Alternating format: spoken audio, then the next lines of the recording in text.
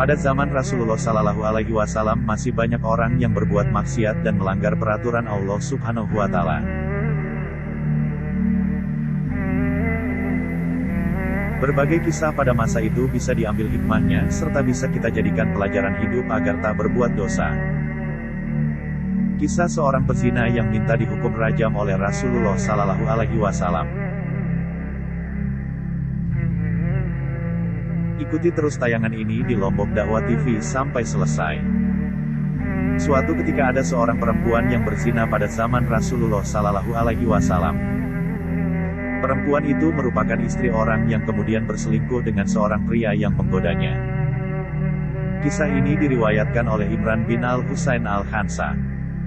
Perempuan yang berzina itu menghadap Rasulullah dan memohon ampun untuk didoakan karena ia ingin bertaubat. Bukan hanya itu, perempuan itu ternyata telah mengandung anak hasil perselingkuhannya dengan pria lain. Ya Rasulullah, aku telah berzina. Padahal aku sudah menikah, dan aku hamil dari perzinahan ini ya Rasulullah.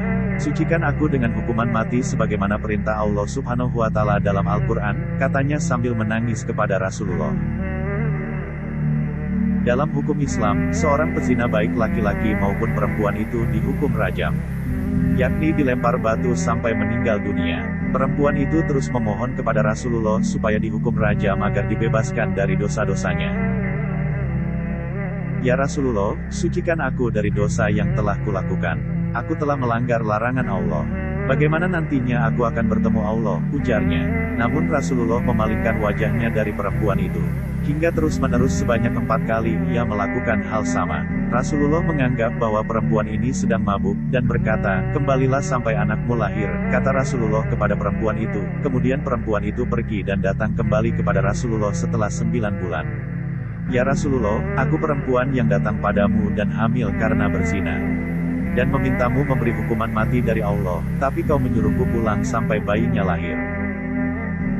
Dan sekarang aku sudah melahirkan bayiku, sucikan aku dari dosa ini. Rasulullah pun mengatakan, ia bisa datang menemuinya lagi setelah anak itu lepas dari air susu. Tak disangka, perempuan itu datang lagi sambil membawa anaknya yang berusia 2 tahun.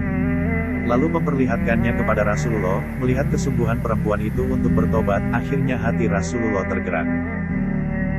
Beliau meminta sahabatnya untuk membawa bayi tersebut. Kemudian perempuan itu diikat dan dirajam oleh orang-orang hingga meninggal dunia.